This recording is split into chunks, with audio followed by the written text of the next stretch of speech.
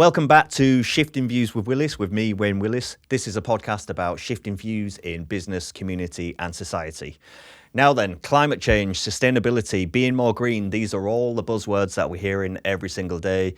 It's in the media, it's probably in your everyday conversations. But what does it all mean, and should you really care? More particularly, if you're running a business or you're a business owner, is this relevant to you? Do businesses need to be more sustainable? This is what we're discussing today. I've got the co-founder of Axiom Sustainability Platform. This is a platform all about helping businesses be more sustainable, monitor their emissions, and try and transition to a more green entity. This is Shifting Views with Willis.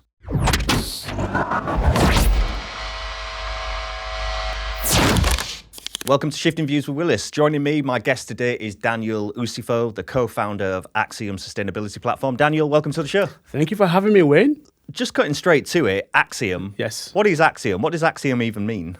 So Axiom means a statement that everybody believes is true. So we at Axiom believe sustainability is here to stay.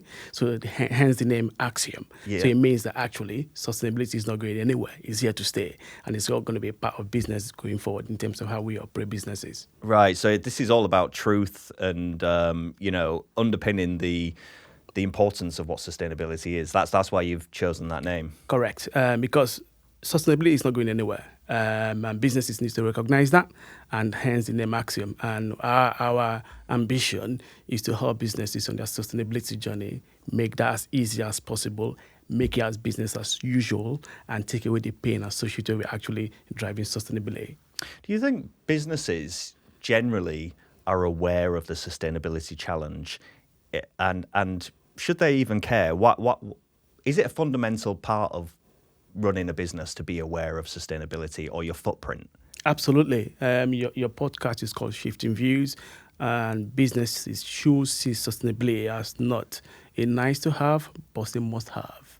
The idea being that actually, if you listen to what McCartney said about, I think a year or two ago, that if you're not sustainable, you'll not be here in the next 10 years. And I do actually believe that. If you look at what's happening today, we all hear climate change, but what's actually coming in now is you're hearing brand activists. Yeah. You're the new generation of consumers are all about sustainability. So if you really want to target new customers and win new customers into the product or your services you sell, then you've got to be a bit more sustainable. Yeah, so you mentioned Mark Carney there. I mean, these big global speakers that are talking about the importance of climate change and sustainability, I wonder how much that resonates with a business owner, the average business owner across the UK. I mean, would they even be aware of somebody like that speaking? And so other than hearing it in the media and in the news, is it even part of the average business's vocabulary, if you like?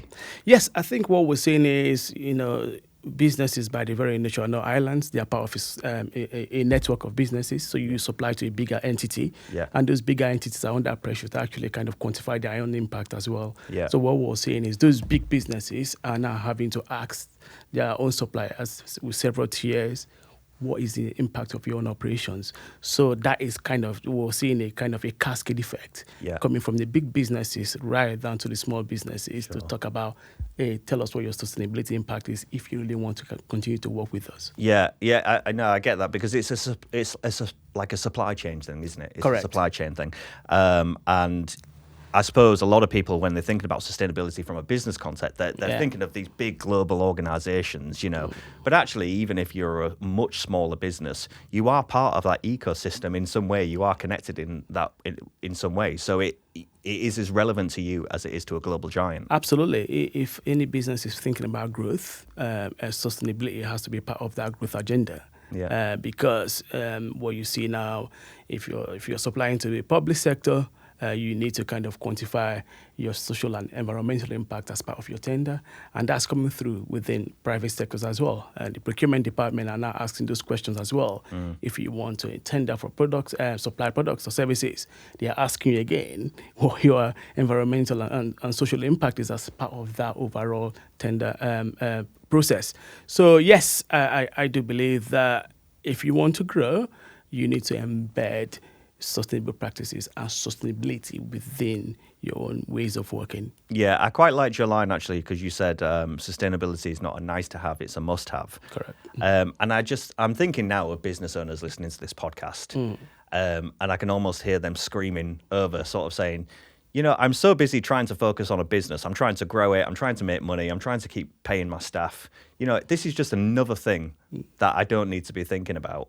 But you're saying, well, actually, you do need to be thinking about it, because even if you don't care about sustainability, if you want your business to grow, this is an absolute necessity that you need to be integrating.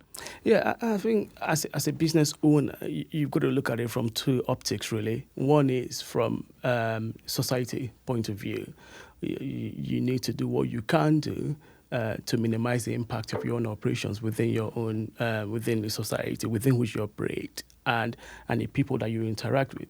Secondly, from second optics, from a business growth point of view, if you really want to kind of retain or attract these talented people that wants to work in your business, how do you attract those people if you're kind of competing with better businesses that actually have better sustainability credentials? How do you attract this talent that can drive your business forward? Yeah. How do you kind of attract new customers? Yeah. So it is relative. If you want to grow, it's not just about, I know businesses are busy and yes, I get that.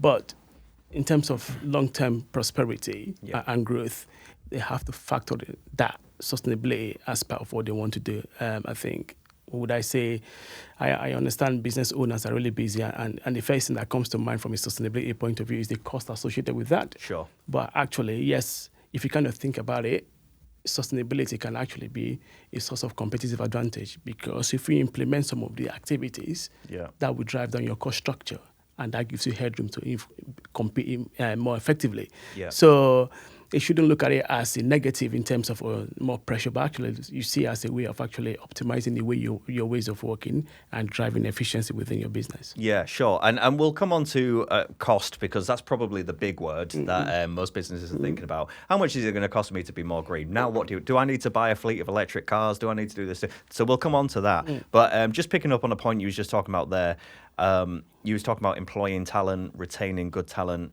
There is a productivity issue in the UK. There's a lot of available jobs, and not a lot of people are filling them. But I think a big part of that is where people want to work and the values that a company has on climate, but on a whole range of world issues. And it's not so much just about the salary and progression and all that kind of stuff. With sustainability being such a huge topic, do you think this is having a direct effect on where new talent is looking for jobs? What we see is, the new generation of talent that's coming, we'll see is they are very conscious in terms of the business they want to work for. They are very selective. Yeah. We see these people wanting to work with businesses that they are very proud of, they want to be associated with, because those businesses are doing the right things when it comes to environment, they are doing the right thing when it comes to social impact, and doing the right thing when it comes to the governance framework within which they kind of promote. Yeah. So in terms of that, I absolutely agree. Talent, these guys are actually, apart from salary and growth and all this stuff, they want to work with businesses that are proud of, that's doing the right thing when it comes to sustainability. So from a attraction of talent point of view, that should be key for every business owner. Yeah. So 99.9% of the business community in the UK are SMEs, small, medium businesses. That includes micro businesses. Yeah. So really, we're probably talking more to them because there's more of them fundamentally. But because they're small and medium businesses, can they really make a difference? And if so, how? How can a business, I'm again thinking if I was a small business owner or I only had a few employees, I know that the feedback from the business community typically is, well, what do you want me to do?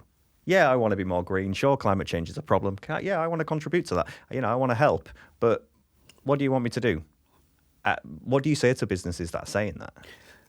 I always say the classic saying that says, every little helps. Yeah. So no matter what you do, no matter how small it is, it does have an impact. Yeah. That could be switching off your light at the day when you finish working. That could be recycling more. Yeah. That could be cycling to work. There's so many things a small business can do that actually has a direct impact on the environment. So I think I don't agree with the fact that what can I do? Yes, there's something you can do, and that has a positive impact. So for me, it's about looking at how you operate as a business and see what you can do realistically and what you can afford. I think what businesses kind of think about from day one is utopia from day one. You can't know.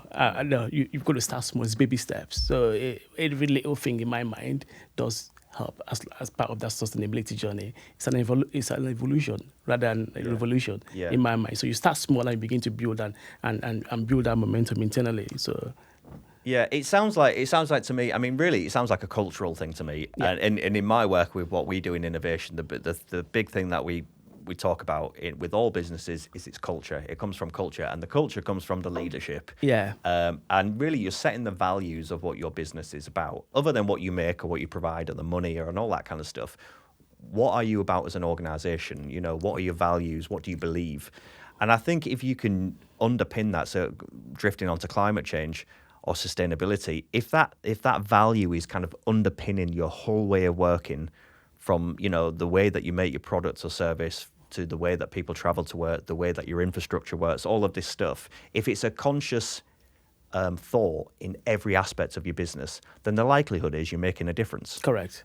And that's what I talked about, the governance framework. And that could be your values as a business, how you work. Like for us, we've got our own values that kind of promotes what we do and says what we stand for. And our one is, wanting to do the right thing. And we might not get it right every time, but we're trying. And no business is going to get it right from day one. But the idea is try. And no matter how small that is, it does have an impact. And that you can actually shout about to say, I'm doing this. And by shouting about that will inspire another business to say, okay, those guys are doing that, so why can I not do it? And all of a sudden, before you know, we will have this groundswell effect of several businesses. Oh, actually, that business of a similar size, a similar footprint is doing what I'm doing. Why can we not do it? And you become an inspiration for your sector. And before you know it, you're driving real change across the sector, and you become a leader in your space. So I always say, start small and don't give up. Keep pushing. It's always going to be difficult. But the idea is, stay with it. There's always going to be rewards from it, because when you're going out there to bid for work or wanting to attract the right talent, those things comes through. You can articulate those things as part of what you're trying to do. And the big businesses you want to kind of work with, will value that, because we're seeing a big movement towards businesses that wants to be sustainable. Even now, some businesses are now saying they only work with businesses that have some certain policies in place. For example, environmental policies or sustainability policies. If you don't have that, they won't work with you. So all those whole stuff does have an upside if you're doing it from a business point of view. Let's cut through some of the jargon then. All right. Here's the bit. So when the average Joe, the everyday member of the public, when you say climate change, sustainability, they're immediately thinking of quick wins. So they think recycling would be something like that, or less food waste, driving an electric car, like things that they can tangibly relate to their efforts. But in the business community, there's a series of phrases and words and jargon that's around, which a lot of people, unless you're a really huge business and you've got like a sustainability department or something, you're probably not even aware of what any of this means. So I'm thinking of the greenhouse gas protocol, scopes 1, scopes 2, scopes 3. What do they mean? Should businesses be aware of them? Are they relevant? What do they even mean? So it's you're right. There's a lot of jargon in this space, and that does confuse businesses that want to kind of, because I say, start your sustainability journey, and the thing is, where do I start? We keep getting this. I want to do the right thing, but where do I start? It's too complex. How can you simplify? Well, I don't want to. I don't want to read a report or a white paper. I just tell me what you want me to do. Exactly. So in simple terms, GHG protocol is a globally recognized accounting framework when it comes to carbon accounting that everybody uses. That's been backed up by government, NGOs, and big multinationals. So anybody that wants to calculate their carbon footprint should use that methodology. And that methodology, from a GHG point of view, have kind of broken greenhouse gas emissions into three buckets. So we call them scopes 1, scope 2, scope 3. Scopes 1 and 2 is what you can, any activities that you conduct within your own business, your own boundary. So scope 1 literally is anything combusted on site. So that could be your gas, company vehicles. That's scope 1. Yeah. Scope 2 literally is electricity that you use, that you buy in. Then scope 3 is anything, services you buy in. So waste falls under that, water falls under that. So that's how they kind of split it up. So that's how they kind of define that to make it easy. Normally, we always advise from a sustainability carbon accounting journey point of view, we always say start with your scopes 1 and 2 because those are the easier in terms of quick wins to kind of... So scope 1, scope 2 is kind of like your low-hanging fruit. These are sort of things that you can directly affect within your business because it's stuff that's within your business infrastructure that you can look at to amend, change, adapt, whatever. Yeah. And you're saying scope 3 is essentially things that you're bringing from the outside of your supply business chain, infrastructure, the supply chain. Yeah. And you're looking at who am I using to deliver what service, waste service, or whatever it might be. And where are they in the sustainability world? Yeah. And it's about that kind of webbing out, I guess. Which is a bit more complex. On average, depending on industrial sector, scope 3 it does account for anywhere between 60 to 98% of your total carbon footprint, and it's one of the most complex. What I always say is the elephant in the room, and most businesses don't know how to tackle. But what we do is to help businesses kind of go through that and simplify that full process in terms of scope 3 emissions calculations. But scopes 1 and 2, I always say start from there because that's something you can actually impact. So is scope 3 then? So you say this is a big part of the carbon emissions, scope 3, and as you say, it's the elephant in the room, but nobody really wants to touch because it's really complex, and we're like, well, I don't even know where to start with it. You know, I can turn my light switch off if you want me to do that. But absolutely. If you want me to go and affect what's happening in the wider world, where do I even start? Especially if you're a small business as well. So how can you impact a big corporation? Well, so we just, sorry to really simplify this, but just thinking about like, if you have deliveries to your business of like, I don't know, some office supplies, is scope 3 being conscious of which delivery provider is making the delivery to you?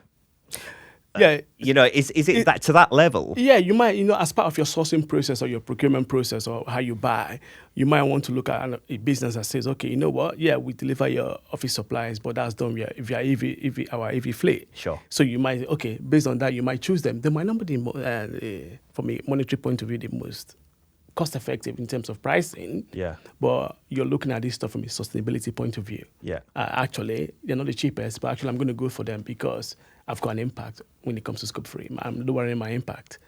And I suppose what you're saying is the knock-on effect here is that if businesses are choosing to behave like that, then those suppliers are more likely to adapt to being a more sustainable supplier because they might not get chosen as the supplier. Absolutely, yeah, because by the virtue of your procurement decisions and activities, you're driving change. Yeah.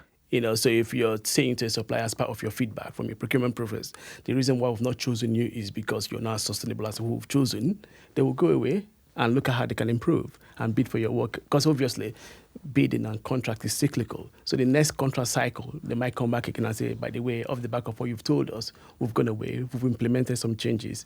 This is where we are now. So by that alone, you're driving change. And that's why I say, no matter what you're doing, how small, it drives change. Yeah.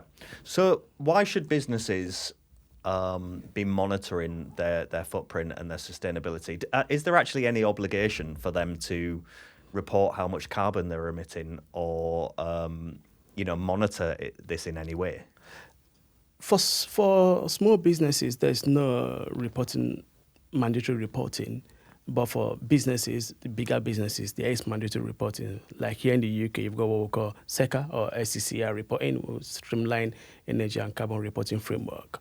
So if you're a business that turns over 36 million, have employees of over 250, or a market, I think 18 million, I think it's market cap or balance sheet, 18 million balance sheet. If you meet any of those two criteria, you should be reporting your scopes 1 and 2 as part of your annual financial reporting. Right. So you need to do that. And then scope 3 within that is optional. But I always say best practice is at least try and report on some scope. It's strange 3. that scope 3 in that is optional, given that that's the biggest emitter. Because it's the complexity of dealing with Yeah. this, and it requires a lot of resources and a lot of know-how. And the idea being that if you impose scope 3 on businesses that are actually wanting to start on that journey, you kind of make it difficult for them to report. So the idea is encouragement, start with the small, most easier one, and then obviously start tackling scope 3. Whilst the reporting environment is kind of right now non-mandatory, I see that being mandatory. Yeah. The reason being there's a lot of governments that's talked about net zero by 2050. Yeah. And as we get closer to 2050, we're going to see a bit more mandatory reporting. Yeah. And we're going to see the threshold lowered.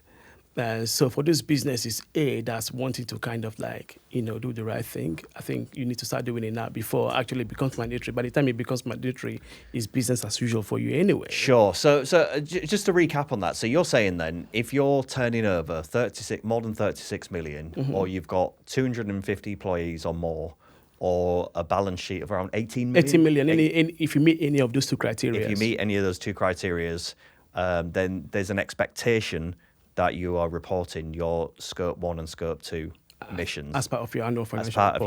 As part of your annual financial report.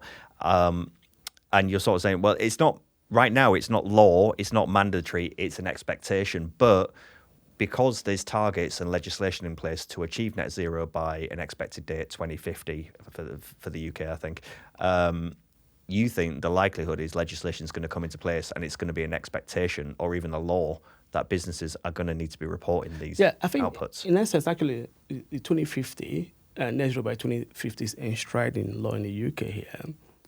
And I think there's a target to get to 78% by 2035. And my view, if you kind of think about we're kind of 2024 now. Yeah. If you think about it, how many budget cycles do we have? Yeah. 2050. Yeah. It's quick, isn't it? So you might think, oh my God, 2050, that's far away. But if you kind of think about it from a business terms, that's less than, roughly speaking, about 25, 26 budgeting cycles. Sure. And you see, I know, because there's a lot of naysayers out there as well, and there'll be a lot of people saying, look, government set targets, and they say, look, by 2050, we're going to achieve this, that, and the other. The likelihood is we're probably not going to achieve that. This is what many people might be saying. So I'm just not going to let it burden me. I'll do what I can, but, what will be, will be. But I suppose it's that attitude that would be the problem, because if we're not all taking those steps, then you're right. We're not going to achieve those targets because we're not all doing our bit. Yeah, and if you can think about it, I think you might say, "Oh, it's far away," or "I can't do what I can do." But who are you going to sell your product to? Yeah. If there's no planet. Yeah. You're going to start thinking, okay, where is it? Consumers. Yeah. If we haven't got a planet, so it's about thinking about those stuff to think about actually.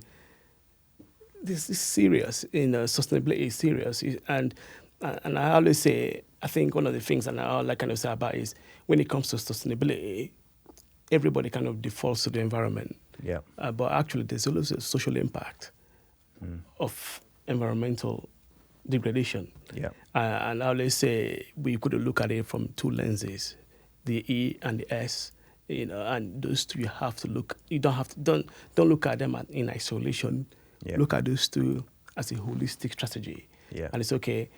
Where do I operate? What's the social impact of my operations? If I pollute my pollution, so it's looking at those, looking at your environmental and social impact and join it up and have the right governance structure to support your E and the S. That's what I always say. That's what I always advise to businesses. Yeah, and I think just again going back to that culture point we were saying earlier on, if you're a business leader, in the same way that you're thinking about sales and profit and turnover and growth and all that kind of stuff, sustainability and your emissions and the impact that you're having in running your business should just sit within that consideration. Is what we're doing not only is what we doing making money, is what we doing growing the business, but is what we doing affecting anybody in a negative way? And one of those areas would be around carbon emissions, sustainability, pollution. Do we have a responsibility as an organisation to make sure that we are mitigating that as much as we possibly can? Absolutely. As part of your strategic thinking, a business should be thinking about the way they operate. How does that impact the environment? And how does that impact the community within which they operate? Because there's a correlation between environmental impact and social impact as well. So we have to look at that, because if you've got an operations that's polluting somewhere, it has an impact, social impact on the communities that is around within that facility. So that's what we always talk about, having a holistic view when it comes to sustainability, not just looking at the environment side of things, but looking at the social side of things as well. Yeah. And by doing those two and looking at those two strategically, you create a business that people want to be proud of. You differentiate yourself. Sure. And you become a leader in your space that people or businesses want to aspire to become. Yeah, I suppose that social point actually is really important. I said in my introduction that, the businesses in the UK are employing, across the UK, millions of people, and they're selling to millions of people, not just in the UK, but abroad. Yeah. So actually, they're, from a tangible point of view, they're touching lots and lots of people. Correct. In some way or other, the connection's there. So there's an argument to say, if you are a business, as part of the business community, then you can have a significant impact, even if your audience is very small. That audience has an audience, and that audience has an audience, and it goes on. So if what you're doing can affect them and move them, whether that's your employees or your customers or your partners or your suppliers, whoever's in your ecosystem, by sort of passing the torch, so to speak, this is what we're about. This is how we are. This is how we think about sustainability. This is how we think about climate, and this is how we want to approach it. Yeah. And if you can spread that out, then the idea, hopefully, is that there's a knock-on effect. Yeah, and that's why I said initially, no business is an island. Yeah. A business is part of an ecosystem, whether product coming in or product going out.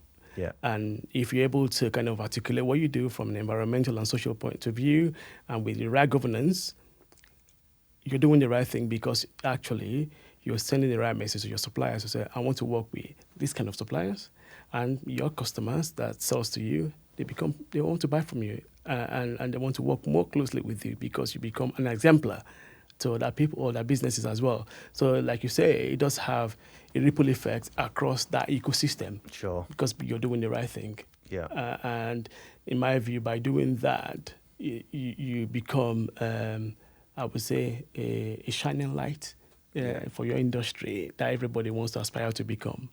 I'm just thinking, and I'm just looking over at our film guy over there and just thinking of his business. But I'm just thinking, if I was a business owner, I wouldn't even know where to start in terms of, am I sustainable? What's my carbon footprint?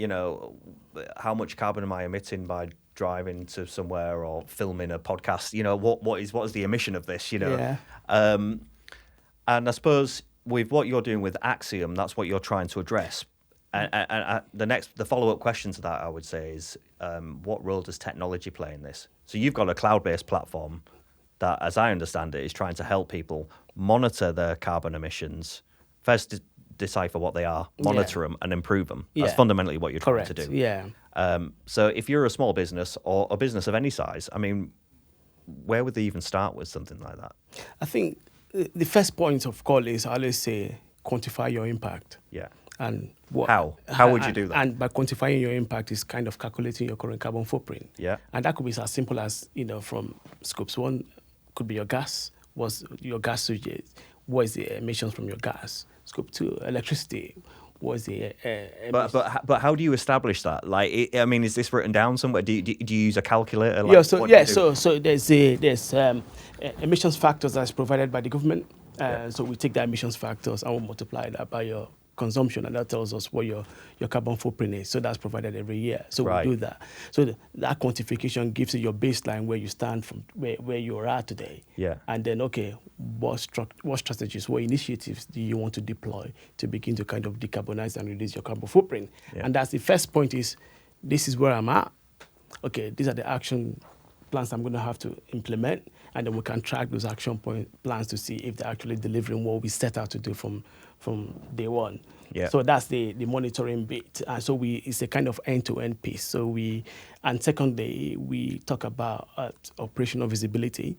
We are not just a carbon calculator. I've come from industry as well. And, I always remember when people give me reports, I always ask, what do you want me to do with this report? Yeah. Because the idea is I need to understand the backing data behind the report. Yeah. So the idea, what we're trying to give to our clients is not just this is your carbon footprint, this is your carbon report, but actually this is your carbon report.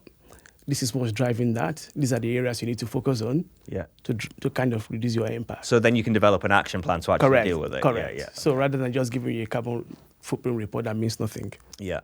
So, so from your point of view, I mean, you're going to go into businesses and essentially you're auditing the business from a sustainability point of view in terms of you're looking at their activities, the way that they work, what they make, what they produce, what they have delivered, blah, blah, blah, blah, all the stuff that goes into running a business. And you're kind of calculating using the frameworks that exist from government and based on the usage they have. And you're saying, through this calculation, we can see that your typical carbon footprint for running this business as a whole is X amount. X amount. Yeah.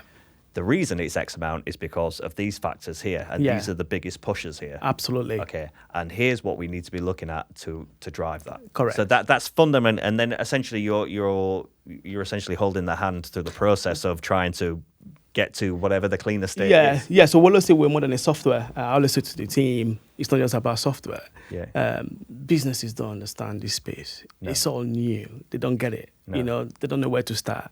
So for us, we want to kind of take those businesses and hold their hands and go through that journey. If they've got any questions, we're there. Yeah. We see this as more as a partnership rather than just we are a service provider. Yeah. We see those businesses wanting to do the right thing, and how do we help them through that sustainability journey? Whatever questions, we kind of take their hands from day one and walk them through the process, and they can see it's quite transparent. Any questions they have, they come to us, and we've got a team there that actually works with them from data input in to ongoing engagement and strategy formulation and targeting areas to improve.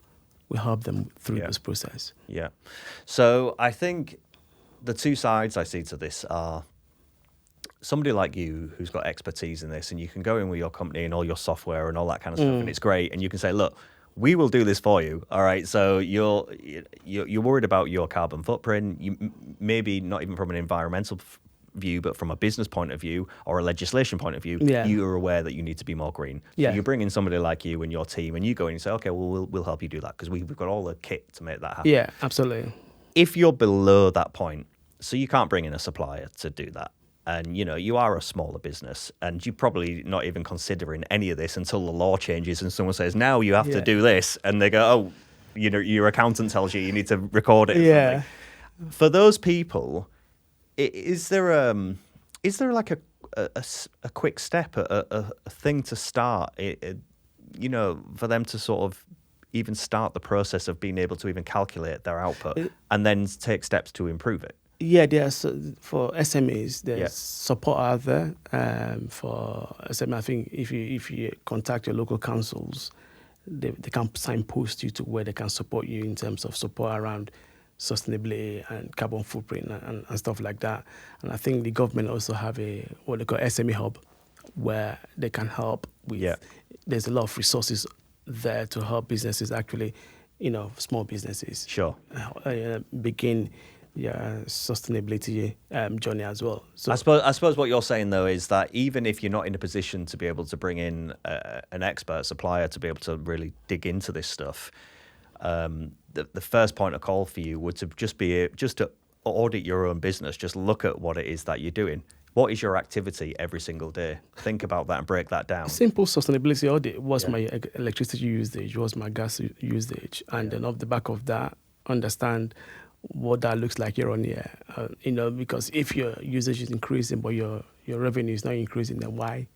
All those little things. If there's no underlying reasons why we're seeing an uptick in consumption, then we need to understand why. So simple sustainability audits. Yeah, so just basic monitoring. So yeah, I'm just trying to think. I'm trying to be really simplistic here because I'm trying to give really tangible examples. Yeah. So if you were as a smaller business and you're thinking, okay, well, how many people that come to work every day? So do they all drive into work? How many miles do they drive? Yeah. Okay, that's something to monitor. How much electricity do we use to keep this building, this room going? Yeah. Do we actively turn things on and off? Whatever. Absolutely. You know, do we use the heating much? Yeah. You know, whatever. These are sort of things where you can tangibly just look at the very tangible elements of your business, and at the very least, you could get an idea and maybe monitor that over a period of say 6 months or something, and you could say, has this changed? Absolutely. Is there a trend line going up? Is there a trend line going down? That's what I was. Yeah, exactly. Simple sustainability audit that can be done internally, and you know, what is our waste? Yeah. How many kilowatt of electricity are we consuming? Gas as well, like you said. How many of our staff commute to work? What is the average mileage? Yeah. Okay, things like that you can begin to do to begin to reduce your. Once you know that, you understand what your baseline is. Okay, you begin to simple steps to begin to reduce that. Turn electricity. Your switch off. Turn that switch off when you finish work. Little things like that. Turn the tap off when you little things like that. And the thing is, here's the thing, because I don't want to trivialize this, because a lot of people will listen, and I've heard this on so many media commentary reports and interviews and things, and it'll be, you know, a business will say, okay, well, what do you want me to do? And you'll say, well, look, you need to turn your light switches off, and you need to do this, and they'll be like, you're joking. Is that what you're telling me? Like, well, I do that, you know. But I suppose what you're saying there really is that, is it the culture of the business? Are you actively monitoring what the business is doing and keeping a tab and trying to improve it every time? It's not just about making sure you turn the screen off or, you know, using less light. Yeah, because you need to communicate to staff Yeah. the impact of that, and then obviously they get a buy-in, and obviously, like you're saying, cultural shifting, like you say, shifting views. You know, by doing that, actually, this is what we're doing. This is the upside of that, and communicate that. Yeah. And that becomes. So, and going back to that earlier point, it's the knock-on effect. So if it's fundamental part of the culture at work, and the key one there is making sure that the people that you work with are very much on board with this, and they know you're actively doing this. Yeah. Hopefully, the knock-on effect is that they will be considering that within their own lives, whether that's at home or in business or in any other thing, but also with your partners and suppliers. Maybe one of the questions you need to be asking people that you're going to work with, look, our values around sustainability are quite strong. We actively monitor what we're doing. Where do you sit on the sustainability? Absolutely. You know, maybe that's a question you need to ask. As part of doing business. And by asking that simple question, it changes somebody's perception about, oh my God, you know, I'm beginning to get this kind of questions, so I need to look into this. And just by simple questions like that, you drive behavioral changes. Yeah. So what does the future look like in terms of sustainability? Do you have hope? Are people shifting? Are you seeing movement in your world in what you do? Yeah, we're seeing massive shifts around sustainability. If you look at it, the number of consumers that are actually sustainability conscious are increasing. They are growing. Businesses that wants to do the right thing when it comes to the environment are growing. And what we're seeing recently is the social side of things is coming into play as well. So maybe I haven't mentioned, but we've actually launched what we call the Axiom Social Value Calculator as well. So what we're saying is actually with us, you can actually understand your end-to-end sustainability impact within the E framework, environmental framework, and the social framework as well. So what we're saying, you can say, as a business, this is my environmental impact, this is my social impact. By employing this X amount of more people, this is my impact into the local economy, or by volunteering, my employees are volunteering, this is the impact it's having on the local community. So you can say we're trying to help businesses articulate what they're doing from the E and the S framework. Yeah, and I think that's a really fair point to make is, obviously, when we talk about sustainability and climate change, we naturally just start thinking of emissions. We think oil and gas and emissions and global warming and all that. That's what we think of. But actually, there's a whole ecosystem around that. And you're talking about the social impact. You know, it's not just about what's going on in the earth, as important as that is. Actually, what is the knock-on effect to the community, the people, the people that are around you? Exactly. What impact is your business having in that world? Exactly, because the resources we're using is part of a community already. Yeah. So by taking that resource from that community, what impact is that having on that community from a social perspective, from a societal perspective? So what we're now saying is, it's not just about quantifying the environmental impact of your operations, but you actually need to look at the social impact of your operations as well. Yeah. And that's one of the reasons we call ourselves truly an all-in-one platform, because our ambition and our vision is to help businesses to articulate and quantify what they're doing from the environmental standpoint and the social standpoint as well, because these two go hand in hand. Yeah. You can't just do one and not do the other. Yeah, well, So I'm just that's what thinking, we're just as an example in my head, obviously the news reports at the moment are heavily around water pollution, river pollution, so dumping sewage in the sea and all that kind of stuff. Now, from an environmental point of view, that's disgraceful. Obviously, we don't want to put poo in the river. That's an issue. But from a social point of view, the knock-on effect to all of those people that are using that river, not just in a leisure way, but in a business way, the economy that's affected by that. There's a whole ecosystem of things that it's like dominoes, isn't it? Absolutely. So somebody that goes fishing, that use that for fishing, the wildlife, or wildlife. It's just that's what we're saying. As in, I think what we're saying is when it comes to sustainability, don't just default to the E pillar of sustainability. What we're saying, look at both.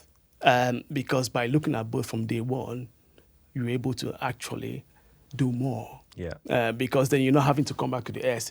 You can look at both from day one and say, okay, right, by doing this, that's the upside from an S point of view. By doing S, that's the upside from the E side of things. So it's about tying those two together and articulating that and actually have the right governance framework to embed it into ways of working. It's all getting very yin and yang, one of cause and effect. There's the environmental, there's the social side. Exactly. And if you're looking at your social impact, what does that mean environmentally? Exactly. If you look at your environmental impact, what does that mean socially? Absolutely. That's what we're saying. So it's a joined up approach rather than a kind of a silo approach. Yeah. So you need to look at these two in hand. You cannot look at one and not look at the other. And that's what we're trying to say. And we recognize that, and that's why we've developed this other capability, the social value calculator and the carbon footprint calculator as well. So within Axiom, you have the ability to look at these two pillars and understand what you're doing from a business point of view and how you can improve. Yeah. So we're going to come to a close. What's your message to listeners? If you're a business owner now, what would you ask them to do tomorrow? I'll say don't see sustainability as a nice to have. It's a must have if you want to remain in business in the long run. Yeah. Don't see it as a balance sheet cost. See it as a source of competitive advantage.